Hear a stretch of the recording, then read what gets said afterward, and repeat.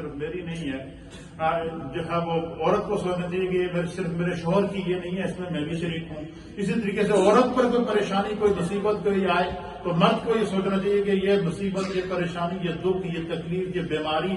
یہ آزمائش اس وقت میری بیوی کے اوپر ہے، یہ بیوی کے اوپر نہیں ہے، یہ میرے اوپر ہے۔ اس طریقے سے جب ایک دوسرے کے دکھ کو بانٹیں گے، آپس میں محبت میں اضافہ ہوگا تو گھروں میں جھگڑے ہونے کے بجائے محبتوں میں اضافہ ہوگا، اور یہ چیزیں گھروں کو جوڑتی ہیں، گھروں کو توڑتی نہیں ہیں۔ پھر اللہ تعالیٰ نے فرمایا کہ والخاشعین والخاشعات، اللہ سے ڈرنے والے مرد اور اللہ سے ڈرنے والی عورتیں۔ پتہ چلا کہ اللہ سے ڈرنا صرف مردوں کے لیے ہی نہیں، جس طرح مردوں کے لیے حکم ہے کہ خدا کا خوف رکھو، اتقوا اللہ، اللہ سے ڈرتے رہو، اسی طریقے سے عورتوں کے لیے بھی حکم ہے کہ وہ خدا کا خوف کریں۔ کوئی بھی کام کر رہی ہیں تو انہیں اس چیز کا خوف ہونا چاہیے کہ میں یہ جو کام کر رہی ہوں کہیں یہ کوئی گناہ تو نہیں ہے، اور یہ اس کو خوف ہونا چاہیے اگر یہ گناہ ہے تو گناہ کی اللہ کے یہاں سزا ہے۔ اس طریقے سے اللہ فرماتا ہے والخاشعین والخاشعات، اللہ سے کے ڈر سے، اللہ کی خشیت رکھنے والے مرد اور اللہ کی خشیت رکھنے والے، اللہ کا خوف رکھنے والے عورتیں۔ فرمایا والمتصدقین والمتصدقات، اللہ کے راستے میں صدقہ دینے والے مرد اور اللہ کے راستے میں صدقہ دینے والی عورتیں، اللہ کے راستے میں مال خرچ کرنے والے مرد اور اللہ کے راستے میں مال خرچ کرنے والی عورتیں۔ اب یہاں اللہ تعالیٰ مردوں اور عورتوں دونوں کو خطاب کر رہا ہے۔ پتہ چلا کہ اللہ کے راستے میں صدقات دینا، اللہ کے راستے میں زکوٰۃ دینا، اللہ کے راستے میں عطیات دینا، اللہ کے راستے کے لیے صدقہ جاریہ کرنا یہ مردوں کا ہی کام نہیں ہے۔ جس طرح مردوں کی یہ دینی اور شرعی ذمہ داری ہے، اسی طریقے سے عورتوں کی یہ شرعی اور اخلاقی اور دینی ذمہ داری ہے۔ پھر اللہ فرماتا ہے والصائمین والصائمات، فرمایا کہ روزہ رکھنے والے مرد اور روزہ رکھنے والی عورتیں۔ پتہ چلا کہ یہ روزہ رکھنا یہ بھی عبادت ہے، اور جس طرح مرد کے لیے یہ روزہ رکھنا ضروری ہے اسی طریقے سے عورت کے اوپر بھی اس روزے کو فرض کیا گیا ہے۔ اب یہ سارے احکامات، کہیں احکامات آ گئے، کہیں معاملات آ گئے، کہیں عبادات آ گئی، کہیں پہ حقوق آ گئے۔ اللہ تعالیٰ اس آیت کے اندر ان سب کو ایڈریس کر رہا ہے، اور اس میں پہلے مردوں کا خطاب ہے، ساتھ میں خواتین کو خطاب کر رہا ہے۔ پتہ چلا کہ اس میں پیغام یہ دیا جا رہا ہے کہ مردوں اور عورتوں کو اللہ کے دین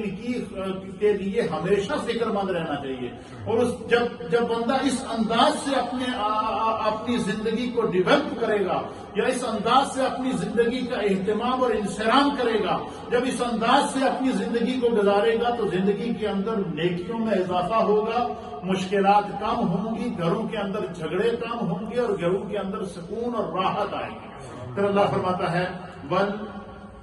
والحافظین فروجہم والحافظات۔ اب یہاں پر سب سے پہلے مردوں کو خطاب کیا گیا، والحافظین فروجہم، فرمایا کہ اپنی شرمگاہوں کی حفاظت کرنے والے مرد، والحافظات، اور اپنی شرمگاہوں کی حفاظت کرنے والی عورتیں۔ اب یہاں پر اللہ نے پہلے مردوں کا خطاب کیا، پھر اس کے بعد عورتوں کو خطاب کیا، تو پتہ چلا کہ اگر کوئی مرد یا کوئی عورت ایک ناجائز طریقے سے، جس طرح کہ آج کل نوجوانوں کے اندر ایک ٹرینڈ چلا ہوا ہے کہ بھائی یہ فلاں کی گرل فرینڈ ہے، فلاں کا بوائے فرینڈ ہے، فلاں لڑکی اور لڑکا بغیر شادی کے جناب وہ گھوم رہے ہیں، پھر رہے ہیں، ہوٹلوں میں رہ رہے ہیں، آگے پیچھے جا رہے ہیں، جس کو شریعت نے حرام قرار دیا ہے۔ اللہ فرماتا ہے کہ والحافظین فروجہم والحافظات، فرمایا کہ اپنی شرمگاہوں کی حفاظت کرنے والے مرد اور اپنی شرمگاہوں کی حفاظت کرنے والی عورتیں۔ تو پتہ چلا کہ نہ اس طرح کا کوئی کام کرنے کی اجازت کسی مرد کو ہے، نہ اس طرح کا کوئی کام کرنے کی اجازت کسی عورت کو ہے کہ آپس میں ناجائز تعلقات قائم کیے جائیں، آپس میں لڑکے اور لڑکی، جس طرح کہ آج کل ٹرینڈ چلا ہوا ہے، اس طریقے سے جو ہے وہ ڈیٹنگ کے اوپر جائیں اور ایک دوسرے سے جو ہے وہ غیر محرموں کے طریقے کے ساتھ ایک دوسرے کے ساتھ ملاقات کر کے، پھر وہ ملاقات کیا ہوتی ہے، پھر وہ انسان کو گناہ پر آمادہ کرتی ہے، پھر وہ گناہ انسان کو زنا کی طرف لے جاتا ہے، پھر وہ زنا انسان کو بدکاری کی طرف لے جاتا ہے، پھر ایک ایسا موقع انسان کی زندگی کے اوپر آتا ہے کہ آدمی جو ہے وہ خاندان کے اندر بھی علاقے کے اندر بھی، لوگوں کے سامنے بھی، اللہ اور اس کے رسول کے سامنے بھی اس قدر جو ہے وہ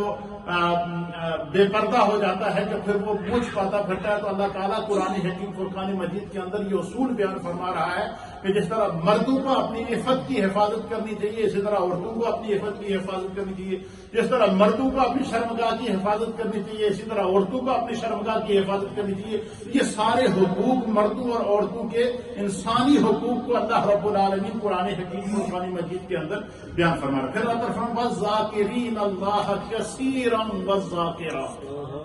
فرمایا کہ اللہ کا کثرت سے ذکر کرنے والے مرد اور اللہ کا کثرت سے ذکر کرنے والی عورتیں. اب اس کے اندر اللہ رب العالمین نے تقریباً 8 سے زائد چیزیں مومنوں کے لیے ایڈریس کی ہیں قرآن کے اندر. پہلی کیا کہ بندے کا مومن مسلمان ہونا چاہیے، چاہے وہ مرد ہو یا عورت ہو. مومن ہونا چاہیے چاہے وہ مرد ہو یا عورت ہو. فرما بردار ہونا چاہیے اللہ اور اس کے رسول کا، چاہے وہ مرد ہو یا عورت ہو. اور